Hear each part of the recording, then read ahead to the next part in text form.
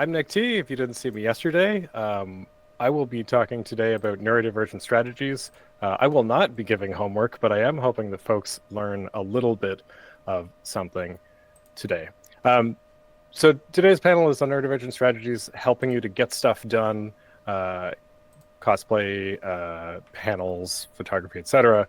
For folks that happen to be neurodivergent, or if you know people who are in fact neurodivergent. If you don't know what that is, that's totally okay, because I am going to spend a bunch of time at the beginning of the panel walking us through some of that and a little bit about how brains differ in terms of how they work. I'm not guaranteeing that I'll succeed in that, but I am going to at least try a little bit to do that. I'm also hoping that if you don't know what neurodivergence is, or you don't identify as someone who's neurodivergent, that there's still something that comes out of this panel that is of use to you. Maybe whether it's a new tool to put in your tool belt of strategies, or like, I don't want to do this, how do I make myself do this? If it's just like, oh, now I kind of understand why certain people behave in certain ways. I'm hoping that something like that comes out of today. But first, and I usually do this jokingly, but I'm doing it in a very sincere, serious way. In a lot of panels that I do, I say, I'm not a blank, I'm not a teacher, I'm not a scientist, I'm not a whatever. And I say that because it's true. I'm a software developer by trade. But in particular for today's session, where we're talking about mental health, we're talking about just health in general, I want to make it abundantly clear that I am not a mental health professional. I am not a licensed mental health professional. I really want to make that clear. Today's panel is a bit more serious, so I want to be more sincere, a little bit less jokey, and make sure that everything that I present today, that you know that this is from somebody who's been discovering it and learning it pretty late in life, while living with a partner who is also discovering and learning about their neurodivergence late in life. It also goes without saying that I am not giving medical advice, and if you need support, you should absolutely talk with a mental health professional. Okay, that's a little bit of preamble out of the way. It's important, but it's preamble. Okay, a little bit about me. I don't want to talk about myself. That's like a thing that I'm not good at, but I think it helps to kind of paint a picture so that we can work our way into, like, I want to do stuff. I want strategies for getting stuff done. So you can kind of understand. But you are that. awesome. Oh, thank Just you. saying. Thank you. While I am not a mental health professional, I am somebody with a creative bent. I'm a streamer. I'm a panelist. I'm a photographer. I volunteer for different conventions, and I've even done press for conventions a couple of times. I've gone to a lot of different conventions, and I've held down different jobs in the same field, which is primarily creative, whether or not you think software development is creative, for the last 15-ish years. This is not me showing off. This is either to surprise you that, or to confirm your, podcaster, writer, yeah, a lot of things. This is either to surprise you, it's like, oh my God, or to confirm your suspicions that I'm also a late diagnosed person with ADHD.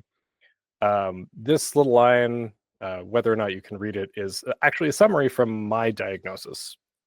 It says attention deficit hyperactivity disorder, predominantly inattentive presentation, mild provisional. We don't need to get into the specifics of what that means. The provisional is none of this was present when I was a kid, or at least there's no documentation for it.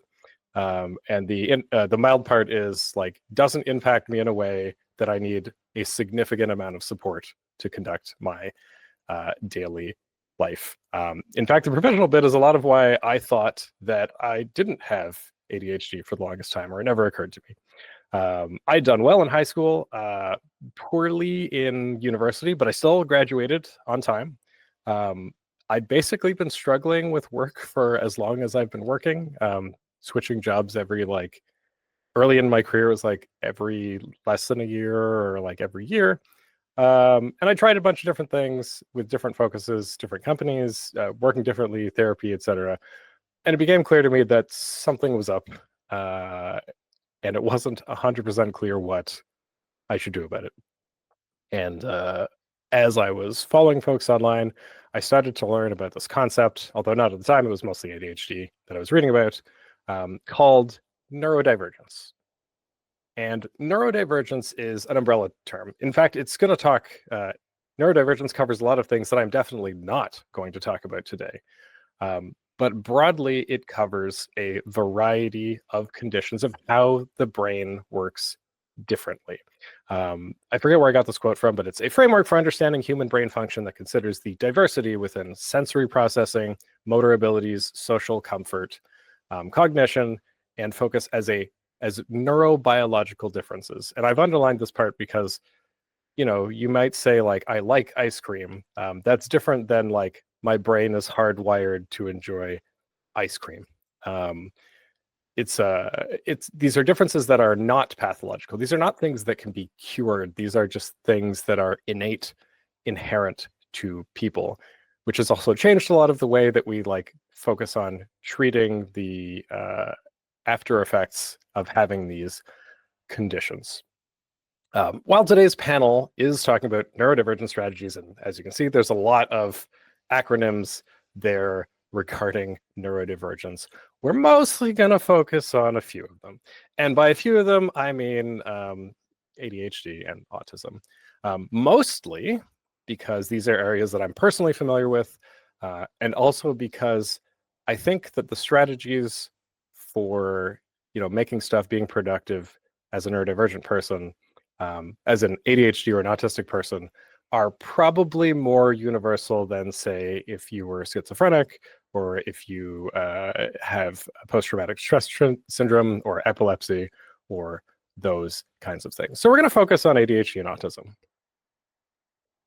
This text may be too small for you to read, and that's okay if you can't read it. I will probably post a link in the Discord later, either to this comic where this comes from. This is from an artist, Bex Ullerton, who talks a lot about their experiences as somebody with autism, but also about autism. But like generally, it's just showing like, here are the different types of ADHD and what autism spectrum disorder looks like. So you're like, oh, I didn't know those were some of the criteria for that. And also, I'm going to be talking about these two things because I'm ADHD, or I have ADHD. I'm pretty sure, or I have inclinations that I might also be autistic. My spouse is autistic and has anxiety as well. And there's a lot of overlap in symptoms that I'll show in a second. Also, in case you didn't know, it used to be called ADD, which is attention deficit disorder. It's now attention deficit hyperactive disorder, which consists of three types: impulsive hyperactive, which is what you might traditionally associate with ADHD, and inattentive, which is the more newer one, and combined, which is both of them together. Similarly, if you knew somebody and they're like, I have Asperger's, that's all kind of been rolled into what is now known as autism spectrum disorder. So like, don't worry if you can't read this. There's going to be a slide in a second that's a little bit easier to read. Yeah, this one. And also, it doesn't matter if we know the specifics of this. This is just like, you're like, oh, is this me? I don't know. As I mentioned, we're going to be focusing on particularly strategies for folks with ADHD and autism. Primarily these two because they're really pretty common and there is a lot of overlap between them. If you're looking at these lists and you can read the items and you have questions, you can post them in the chat. I do have it open and I will try to answer questions when I have time, if there are questions. Or you can post in the Discord and I'll follow up afterwards. I'll do the best that I can.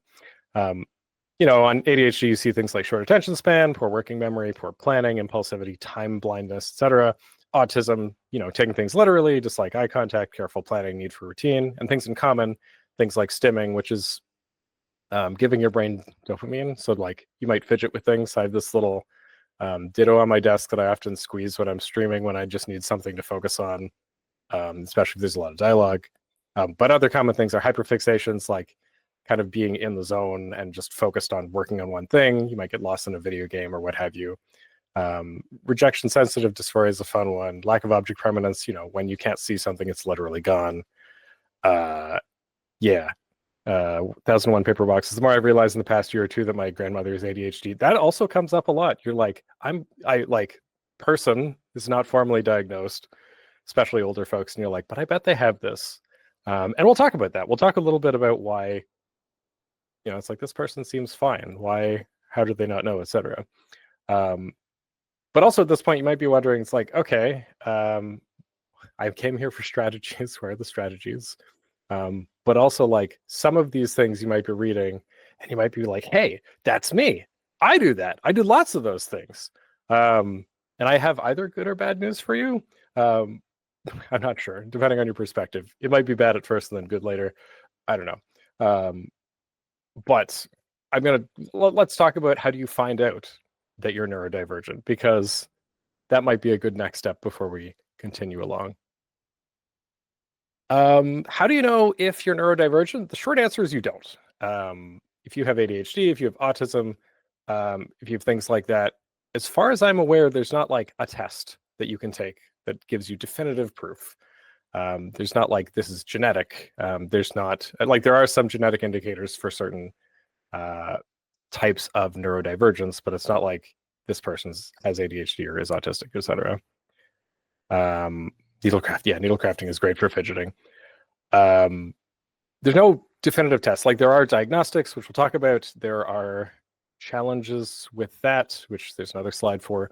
But like you can't just take a blood test and like bam, done. There's no definitive thing. But there are a couple ways that either may have happened to you implicitly or you can do explicitly. One example is oftentimes when people first attend school, schools will perform some tests. A good example, when I was going through school, they took kids into like a separate classroom and they're like, oh, just do this fun little test. I think it was an IQ test or whatever. And it was determining if these kids were candidates for like a gifted program. And it turns out that giftedness and things like ADHD and autism, there's some correlation. But anyway, that might give you a heads up that's like, oh, this person maybe is neurodivergent. If you perform poorly in school as well, maybe having a hard time with words or numbers or things like that, like dyslexia and dyscalculia. There we go. That might be also a sign where somebody gets pulled in and they'll do an assessment and you learn these things. But largely, you might have grown up with folks or no folks. It's like, oh, don't worry, they're just a little quirky, which that quirkiness may turn out to be not quirkiness, and can cause untreated, undiagnosed ADHD, autism can cause stresses not because of being those things, but because of how the world approaches those things. Anyway, if you're an adult though, and you're like, how do I know if I'm neurodivergent? There are some things that you can do that are both easier and harder. There are psychometric self-assessments. These are usually like short-ish tests. There's a term in medicine called like specificity versus something. Anyway, it measures like how accurate, like specificity versus accuracy. And it's like the tests are pretty good at telling you if someone is or isn't something, but not great at telling you by how much. I forget which one it is. But there's something called the Short Autism Spectrum Quotient, the AS10, or the ADHD Self-Report, ASRS. These are examples of some short tests you can take to get an idea if you might have ADHD or be autistic. They're also useful tools that you can present if you want to go to your primary healthcare professional to talk about it. You can also pursue a formal clinical diagnosis, which is talking to medical professionals and usually going through a series of, I say medical tests, I really mean clinical tests. Usually this is spending some number of hours with a person, answering questions, etc., depending on the route that you take. With private diagnosis, it can often be easier to get the results that you need, but you end up paying out of pocket, which is usually expensive and inaccessible. It's usually faster, but not always. You can also go through public health. This usually requires getting a referral from your doctor, or your primary care physician, rather, and it can take some time to get a referral and availability given our already strained healthcare system here in Ontario. It may vary depending on where you are in the world. As it happens, I've gone through all of these things. I went, like, there was a gifted program. It didn't pick out anything as far as I can remember. I've done psychometric self-assessments when I was like, maybe I have ADHD. And I accidentally went through both the public and private route for getting a diagnosis. So if you have questions about that on the chat, you can put them there in the Discord and I'll do my best to answer. Yeah. in Ontario, a few friends. Yeah, it can take some time. Another thing that you can do, how do I know if I'm neurodivergent, is you don't need to know. You can do your own research, and I don't mean this in the sense of like I saw a website. I mean that self-diagnosis, which is a term for like I'm pretty confident I have ADHD based on reading about it and these other people's experiences. Um, Self-diagnosis is often valid.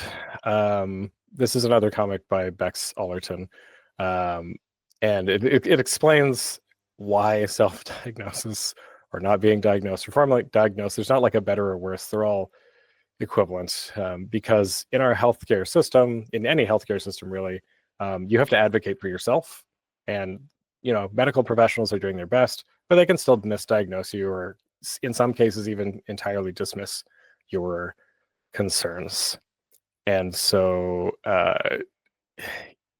if you need like I need something to help me today, in terms of like being able to label it is incredibly helpful. If you're like, I think I'm autistic, I can read about these things work for autistic folks, that's not hurting anybody to like, I'm going to try these techniques that will help out. Also, unless you need accommodations for school or work, or in some cases, if you need a diagnosis for medication, like if you're doing okay, you don't need a formal diagnosis because you can just look up tools and resources to help you. Because in many cases, like there's nothing you can do about it. For ADHD, you can take medication to help with like some of the task initiation as an example, but it's not like it makes the ADHD go away because again, these are not things that are curable. They're just things that are inherent to you. Yeah, and also getting that kind of medical care is a little bit outside of today. Just like if you need accommodation, if you need help with that, you should talk to a medical professional. This is a comic from ADHD Alien. Again, if it's hard to read, the summary is like just demonstrating their experiences with ADHD, which is like from the outside, everything looked fine. As a kid, they talked a lot in class, but they did okay. But it took them 28 years to get fired from their job before they decided to get diagnosed. My son was diagnosed as, yeah, sorry. There, a lot of mental health conditions, including ADHD and autism, are heritable. So if you're like, oh, there's no way, and you like look through your family tree, you're like, oh wait, maybe them and maybe them. My grandmother passed away, and we were cleaning out her space and found all of these different hobbies she had, and it's just like, I think she might have had ADHD. Uh, we'll never know. We'll never know. But you're just like, you can see the signs. Yeah, what Hyper Sapien Sog is also said is consistent with my experience. Private testing is like 2 to 3K in Ontario. Yeah. Better to be diagnosed as a kid. The short version of this comic, though, is that like a lot of people will be like, "Oh, I couldn't possibly be autistic. I don't look like I'm autistic," and especially with autism, people have this association of like, I'm going to call it low functioning. That's not the correct term, but like low social spectrum, nonverbal kind of behavior. And like, well, I'm not that kind of autism, or like, I don't have ADHD because I'm not running around like I've got too much energy.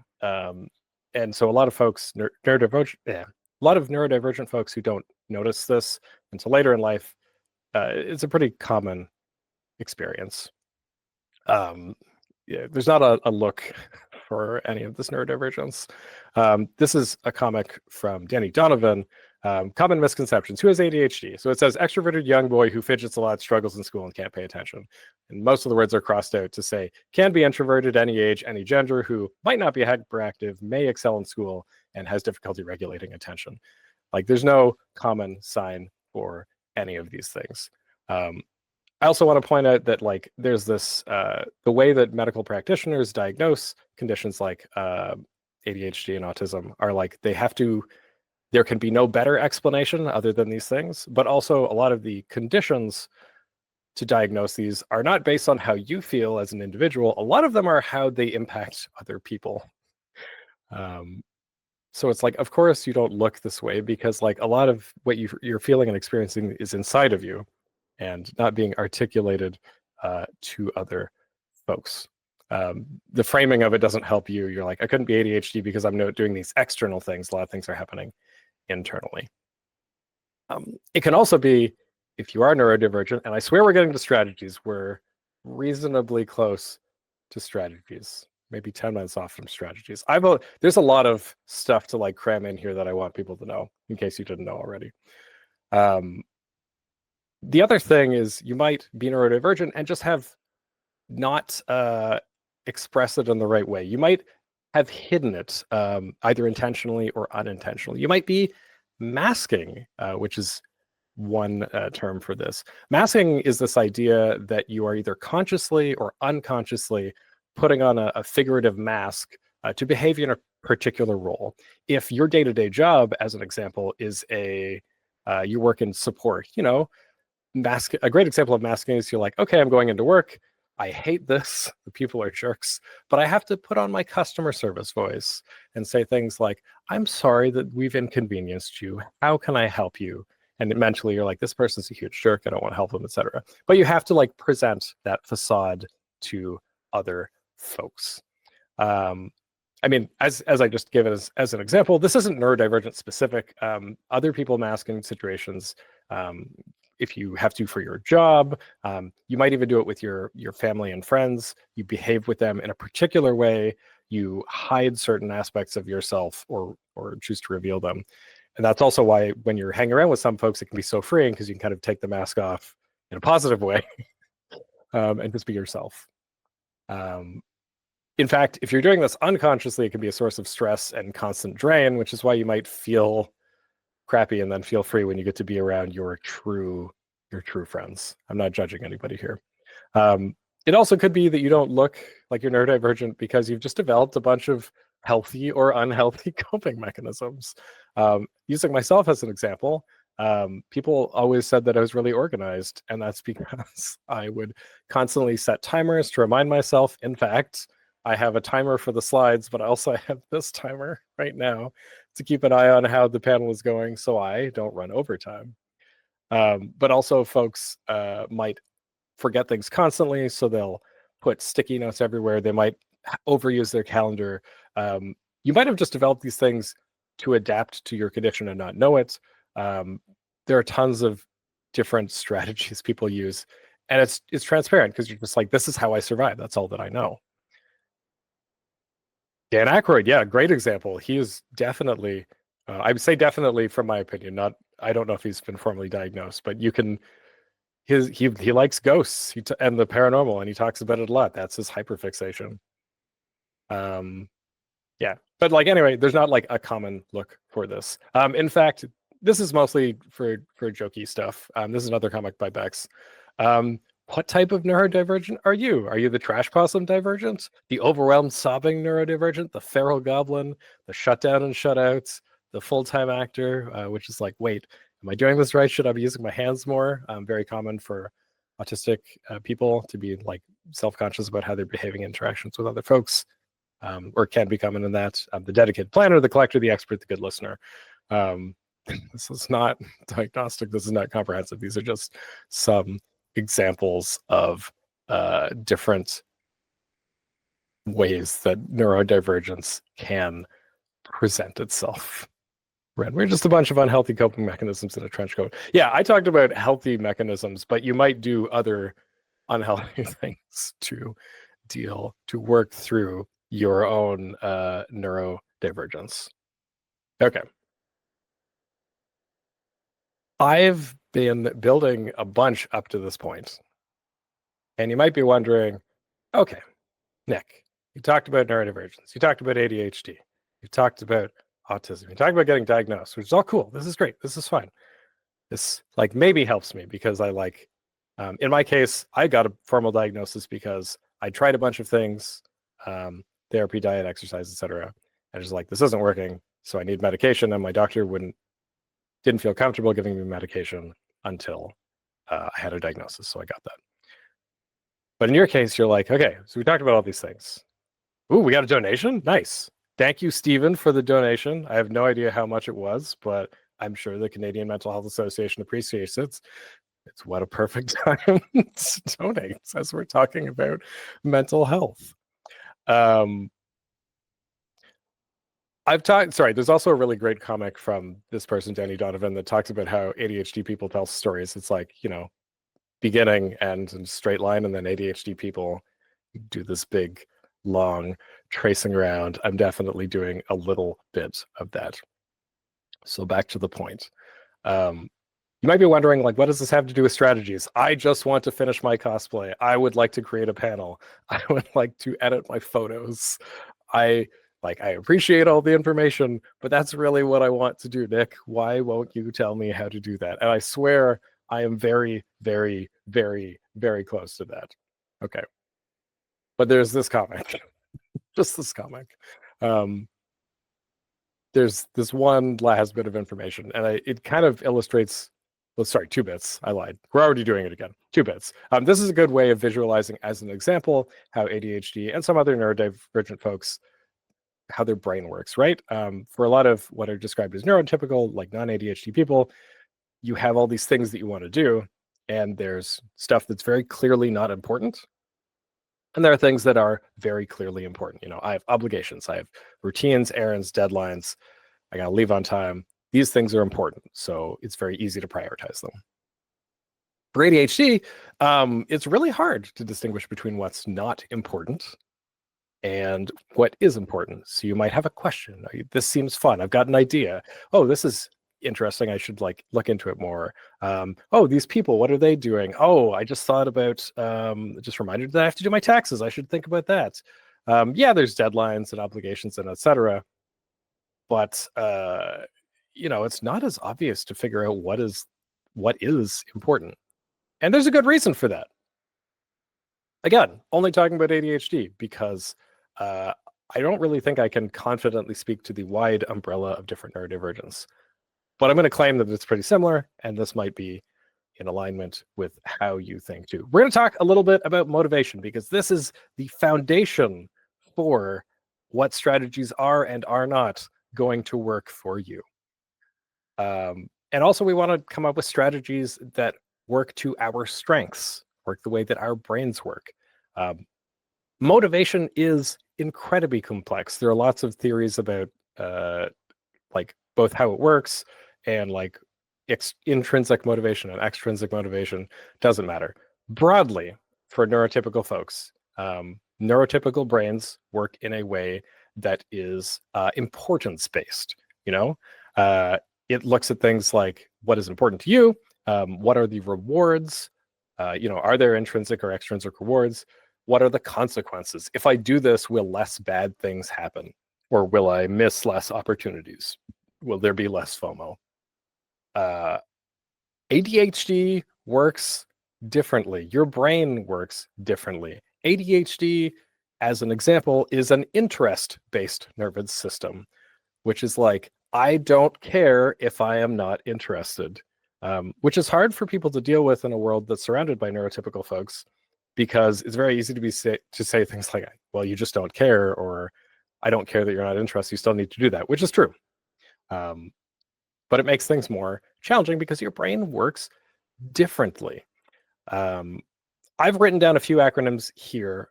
They all convey very similar sorts of information. It's just whichever one sticks in your brain the best. But generally, when you're thinking about ADHD, your motivators are pinch, so pressure, interest, novelty, challenge, and humor. So like making things fun. Or in-cup, interest, novelty, challenge, urgency, and passion. Or the 4 C's: captivate, which is your interest; create, which is novelty; compete, which is challenge; and complete, which is urgency. No surprise, there's a lot of themes that are pretty similar there. Got to be interested, or it has to be something new, or it has to be challenging, or you can't have a choice in it. Like, it just needs to be something that you do today. And that's different because, you know what? I'm not going to talk about that because it's on the next slide. Because that means there are a lot of things that you might read about in terms of productivity tips that just won't work. I mean, some things just won't work in general. Multitasking is an example I'll talk about in a second. And none of these items here are intended to call anybody out. I'm not saying that you should feel bad if you've done any of these things. They're just there are reasons why they don't work. If you have a neurodivergent brain, delayed rewards probably don't work. You might say, after I finish this, I'll go out for ice cream. Nope. That is your, especially for ADHD, you want dopamine now, like right now. Everything is the present. There is no future. There's no past. So if you're like, I'll have ice cream later, you're either going to forget it or you don't care because right now you want to do something else. Doesn't work. Perfectionism. Most things don't need to be perfect. Perfectionism leads to criticism. Criticism leads to hate. Hate is the path to the dark side. I say that in joking, but really like perfectionism, black and white thinking, where it's either all one thing or nothing. Either I do this or I fail utterly, leads to a lot of not great mental health outcomes. There's a productivity technique called eat the frog, which if it sounds gross, that's kind of intentional.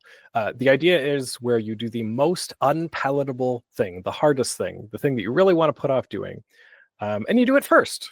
That probably won't work for you either because it's not interest-based. You hate it. I mean, you could reframe it as a challenge, probably won't work. And what will end up happening is you'll burn through all of your willpower, and then you won't feel like doing anything. We'll talk about ways to kind of combat that in a second. Discipline, just do better, try harder. Yeah, multitasking can help. Yeah. I've got notes. This is one, it used to have an asterisk, and I removed the asterisk because I had I came up with a better way to phrase it. Discipline, though, this is like perfectionism. It's really easy to just turn discipline into a way to flagellate yourself. You're like, okay, I said I would work on this every night this week for just a little bit, and I didn't do that. Now I'm going to feel bad that I didn't do that, and I'm not going to do that, and it's going to create this situation where I don't want to work on it anymore.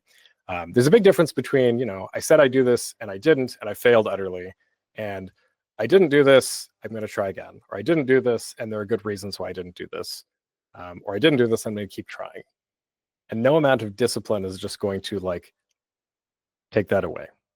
And multitasking, as has been elaborated in the chat, multitasking might work, but only in a specific way. And so I've written it down as, multitasking is typically a sort of like junk food for novelty-oriented brains.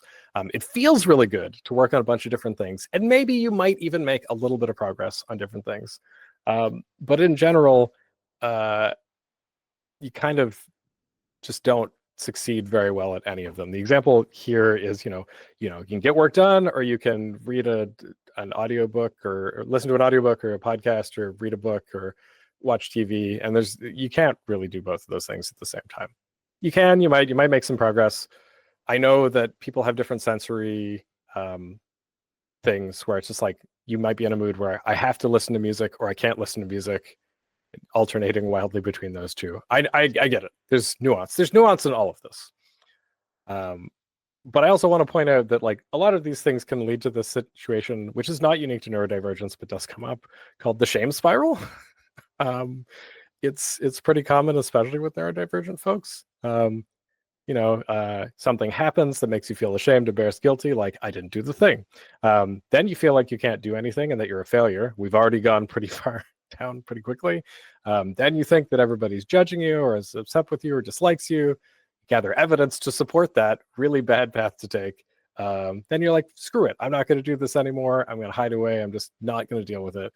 And then anxiety, depression, hopelessness, it gets bad. There are things you can do about this. You can talk to other people about how you feel so you don't get so far down in the shame spiral.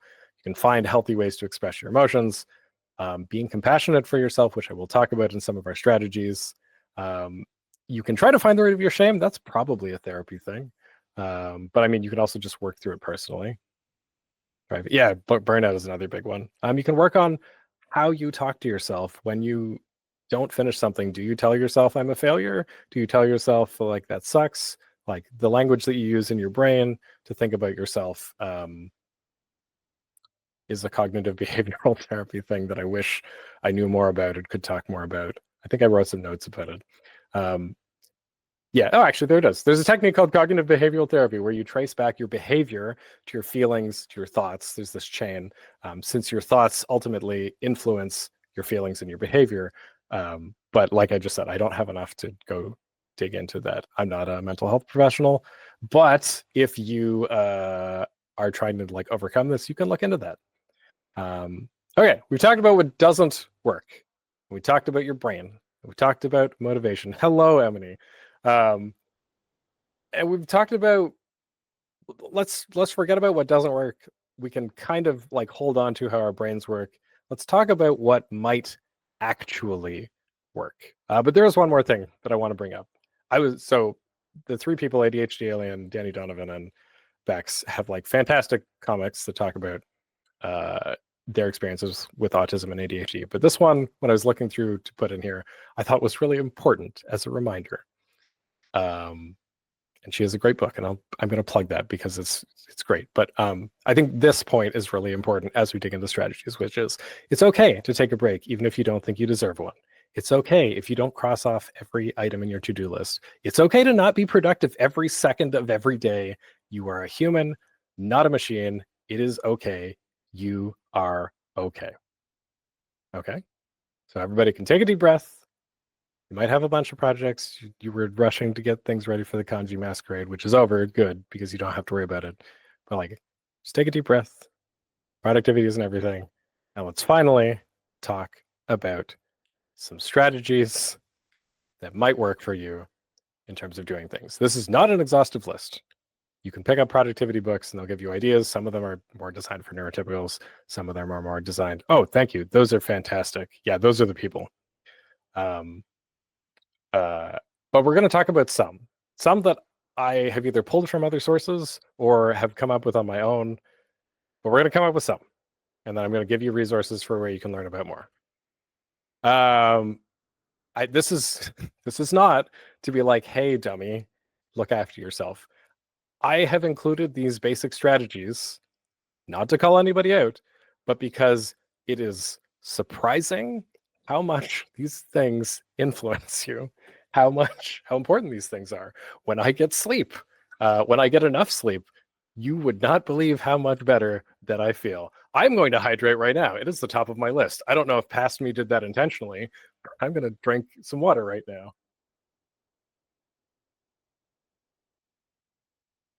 I think I looked it up. I'm supposed to have like 5 of these in a day, which I definitely don't, but I'm going to keep trying to do that. We're talking about how do I get things done, and you're like, Nick, drink water. Yeah, I'm not softballing these basic life skills to you. You might even be saying like, I'm trying to do these things and I'm failing. That's okay. I'm just here to remind you about these things because they're foundational. You might have seen in one of the earlier slides, one of the common symptoms between folks with ADHD and autism is insomnia. So it's extra important to get more sleep. I think ADHD folks often have a condition called delayed sleep phase disorder, which you might generally call as like just being a night owl, like sleeping, staying up late. So like that's also hard for sleep. And you know, if you work or have kids or have a lot of responsibilities, there's this thing called revenge bedtime procrastination, where you deliberately stay up late because that is the one thing that you have control over. You are going to procrastinate on going to bed because at least you can control that in your life. So I get it. I get it if you can't like check off all these boxes. This is just a reminder. It's like, have you tried this? Have you thought about this? Because if you haven't done these things, like, yeah, of course you're gonna have a hard time getting things done. You're not looking after yourself. Like called out. I'm sorry. This is not a call out post. I'm pointing out if you're exhausted, you know, there isn't going to be one weird trick that's going to help you get more things done. You need to take a break. So I'm not going to belabor these too much anymore. I will call out this.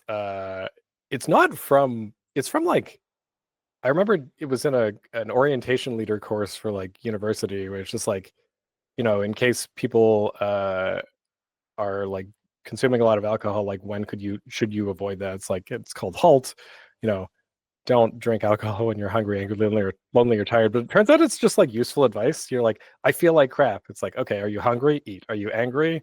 Like chill, like step away from something. Are you lonely? Meet people, like go see people. Are you tired? Take a nap, take a break. It's just like a good thing to keep in your back pocket too. Yeah, it's useful. Okay, I swear we're right here. We're talking about strategies. I just wanted to share more comics because they're fun. these are not to scale. This is how I could get them fit onto the screen. But they represent what I think are probably the two biggest challenges for when you want to get stuff done, especially for folks that are neurodivergent. On the left, it shows how simple tasks are not in fact so simple. And on the right, it illustrates in very small text, which if you can't read is actually fine, because it's just like, oh my God, that's so much things that are going through your head. Talks about ADHD paralysis, which is like you're sitting on the couch and people are like, this person doesn't care about cleaning up the mess. But internally, there's so many things you're trying to work through just to get started, or to decide what you should even do first. So I am going to be talking largely about strategies that deal with task initiation. How do I get started to do the thing?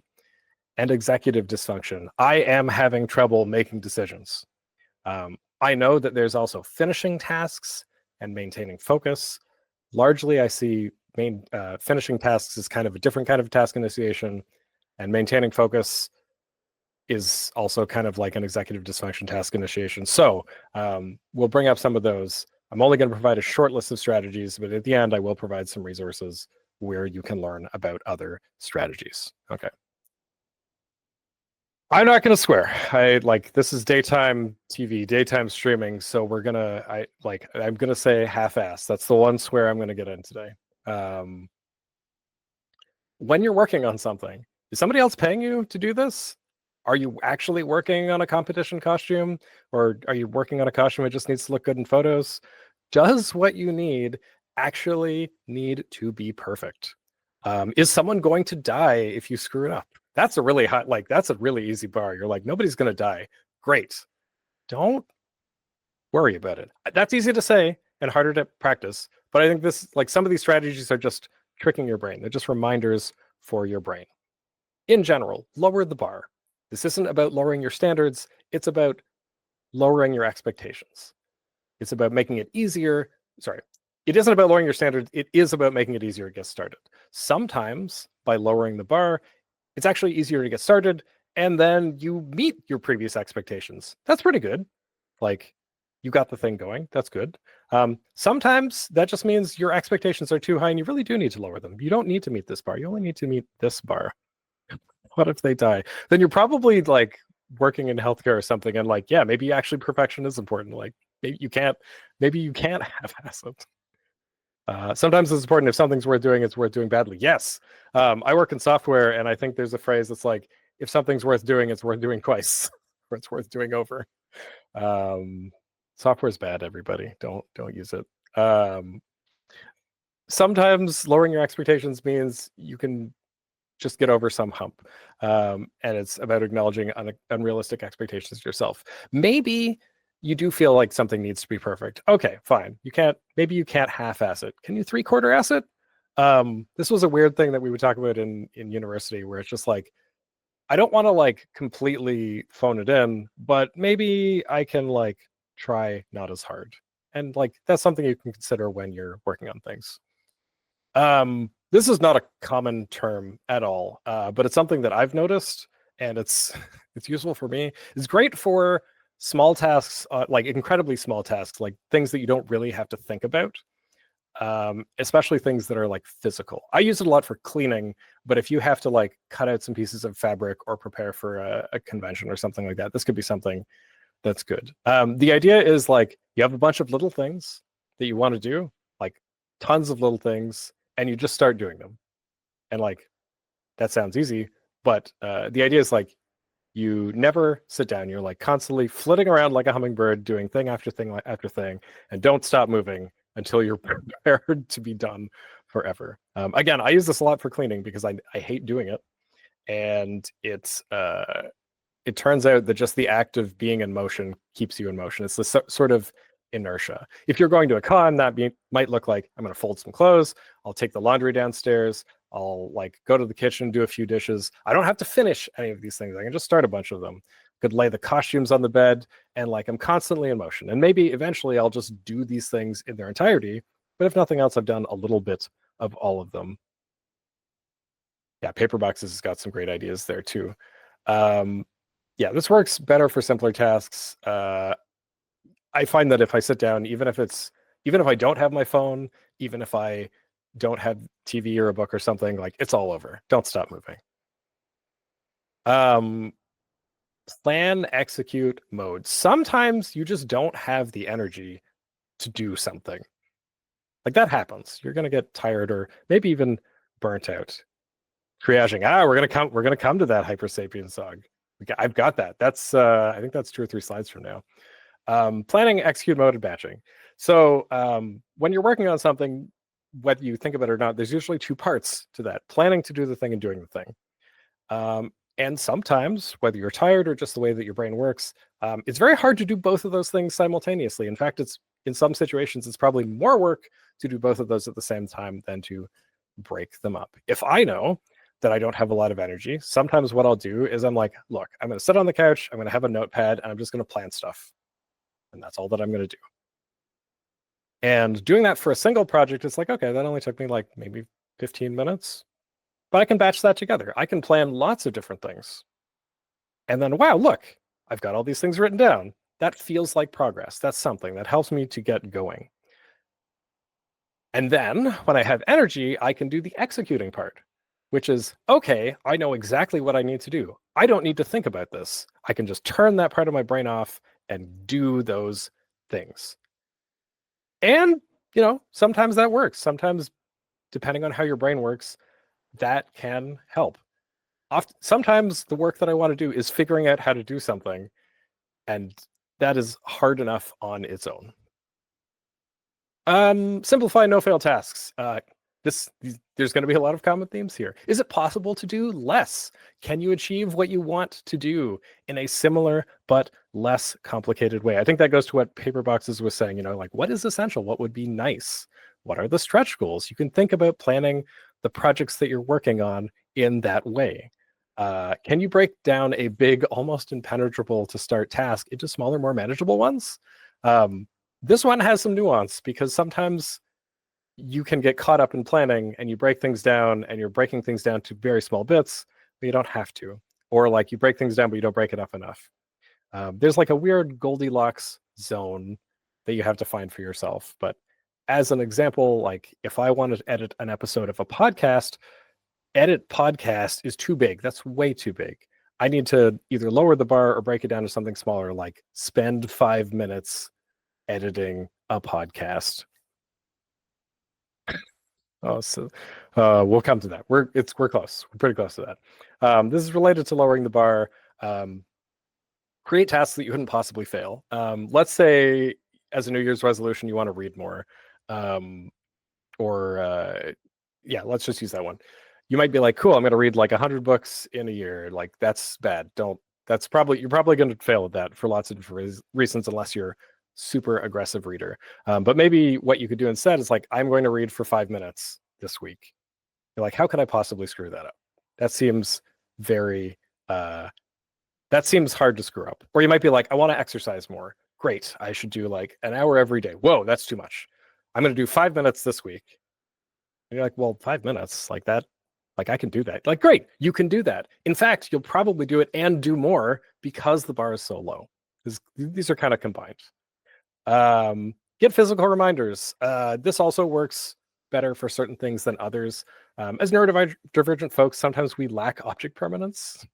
I can't see it, so it doesn't exist. That's right, we're all babies. Babies also lack object permanence. I don't mean like we can't see it. I mean, sometimes like something is slightly obscured, like literally I'm looking at something from the wrong angle and it's right there and I miss it. And they'll be like, your thing is right there. Anyway, this is especially true of intangible events, or intangible things like events, which you're like, a calendar isn't a real thing. I mean, unless you have a physical calendar, you can easily forget those things. One way to combat this is to make physical reminders. Sticky notes are great, have them everywhere. Rubber band on your wrist, anything tied around your finger, literally any physical object or cue to help you remind yourself of something. It can even be like, why is this thing here? Oh yeah, I set this here to remind me about blank. A better way to do this is to put stuff in the way. Let's say you're going to a convention, you don't want to forget to bring something. Put it in the doorway to leave your house, apartment, etc. You couldn't possibly miss it because you would have to like move it out of the way of the door. If there's something you need to do first thing in the morning, put it at the doorway to your bedroom. So you'd have to like trip over it to get to it. Um, those are some things that you can do in terms of physical reminders. I'm checking on time. I'm going to move a little bit faster through these because there's a lot. There's a lot of them, or there's a few more, I should say. Pomodoro technique. Urgency is a pretty strong motivator for neurodivergent folks. It's hard to trick your brain into doing things that are not urgent. You can fight this using the Pomodoro technique. It's not fancy. It's called because of these little timers that popularized it. Effectively, you create a false sense of urgency by making a race against time. You set a timer for some fixed amount of time, like let's say 25 minutes. You do that, and then you take a break for a fixed length of time, like 15 minutes. And then you decide if you want to continue that and keep doing more Pomodoros or not. If you want to try this, I strongly recommend having something physical, especially something that makes noise, because otherwise it's very easy to have it on your phone and accidentally dismiss it or get distracted or etc. Yeah, this one is probably one of the most successful, and I have a similar one in like 2 slides from now. Take more time. As I mentioned, neurodivergent folks quite frequently experience something called time blindness. You just don't know. Is the last time I saw this person a month ago, a year ago? I don't know.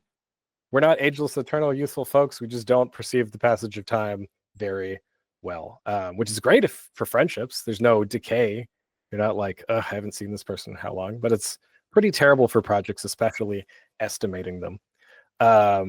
So the easy answer is, make blocks of time to work on something, but also just give yourself more time because you're probably underestimating the things that you were working on anyway. You still want a deadline for projects. That's not the only sort of motivator. And sometimes not having a deadline can kill motivation. I've accidentally sabotaged myself that way. If this doesn't seem like something that's really going to help, what you can also pair it with is writing a log of like, I think this task will take this long. And then you write down how long approximately they actually took. And then you can see over time, you're like, wow, I clearly have no idea how long these things take to complete, whether that's like a costume, laundry, editing a photo shoot, whatever. I last night at 12 at night was like, oh, I only have half an hour left to do on these slides. And then 1.5 hours later, I went to bed. So you be the judge. Just 5 minutes. Set a timer for 5 minutes. Work for 5 minutes. Do you want to do more? Keep going. Are you done? You got 5 minutes of something done.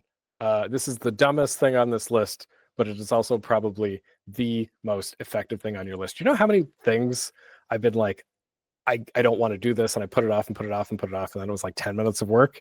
It's embarrassing. This helps with that, even though this is one weird trick. God, I wrote so many slides. The Eisenhower matrix. Big words, small thing. Create a grid with like urgent and important. Put the stuff that's top of mind when it feels like there's enough stuff you can stop. Do the stuff in order. Do the work that you need to do now. Decide on the stuff that doesn't need to happen now. You can delegate and ideally just get rid of a bunch of things. Before this event, I had in like the last month a different convention that I had a panel for, a work trip, a charity event. I had 2 panels that I had to prepare for this convention and all the regular life stuff. And at some point I was just overwhelmed. So I used this. So I'm like, I have to do things in this order, even if it pains me to do so. Doing things out of order. If you're working on a big project, a costume, an art project, a podcast, you might have this in your mind, an ideal order of I need to do A, B, then C. Maybe you don't have to. Some things do have to be done serially. Other things don't. If you're stuck because something is hard, because it's not interesting, leverage that part of your brain. Switch to the interesting part. Get started, get going, then do the other parts. If you're working on multiple projects, not to distract yourself, not because you're multitasking, you want to watch like the next season of something, switch to another project. You can kind of build momentum on the one and kind of bounce back and forth. There are no rules for how you get things done. Oh my God, I have so many slides. Okay. Body doubling. This one is a bunch of big words, but not that actually hard to do. The short idea is do something that you need to do, work on a costume, etc., virtually or in person with someone else. They don't have to help. They just need to be there. And your brain, as an executive function trick, will just decide, okay, this is easier now, because it'll make less desirable tasks feel a little bit more fun. The person there may or may not be holding you accountable, but like it feels like you have accountability. And the combination of those two things gets you going. Ask for help. I'm guilty of this. Just do it. There are probably folks in your life that are more than willing to share the load if they only knew that you needed help. You are not a burden. A burden is something that you force on someone else. You can always ask for help. People do not have to give help. But if they ask and they give it to you, then you've got help. There's also this thing called the Ben Franklin effect, where for various different reasons, somehow by asking someone for a favor, that actually helps to build rapport with them. It's wild. Radical acceptance. We're getting, I'm going to say defeatist, but that's not actually what I mean. If you know you're a procrastinator and you know that next year you won't have your kanji masquerade entry ready until the night before the deadline, and you won't start until the week before, and you want to do better next year, but you know this is how you are right now, and it comes to next year's kanji and that just happens, you could get stressed out about it and try to fight against what's happening. Or you can just say, this is how I am. I don't like it. I don't agree with it. I want to do better, but this is the kind of person that I am right now. And maybe you won't get more things done. You might not feel great about that, but you won't have to carry this big ball of shame and stress and disappointment and other negative feelings towards yourself either. You can prevent yourself from suffering. Give up. This one's quick. Do you actually have to do this? Do you care? It's okay to change your mind on doing things. You can just stop doing them. Failing something is counting as it's done. There's this idea called the done manifesto, which I think aligns really well with ADHD and neurodivergent brains, where you can just be like, I'm done. That's it. I give up. That's okay. You can give up. No one has to keep doing things. I was going to ask for other strategies that people have. We don't have time. So I'm just going to close off with like, will this work? Some strategies will always work for you. Some will never work for you. Some will stop working and some may start working again. The only thing that you can do as somebody who's neurodivergent when working on projects is keep learning how your brain works, experimenting, and being kind to yourself. I will leave this slide on a little longer. Actually, you know what? I'll just post these in the chat. But there's a bunch of different resources. The one that I really want to call out is this book, The Anti-Planner. It's by Danny Donovan, because it has all these little tab sections. You're like, I am overwhelmed, unmotivated, disorganized, and it has specific exercises to help you with that. But all the other resources are good. And I have 2 minutes, so I will just say thanks. I didn't rehearse this. It shows because I was trying not to be a perfectionist, and I just wanted to get all of this information out there. But thank you so much, Kanji. If you want to check out some of the things there, and I will post the resources for this in the Discord in case people were not able to read as quickly as I could speak.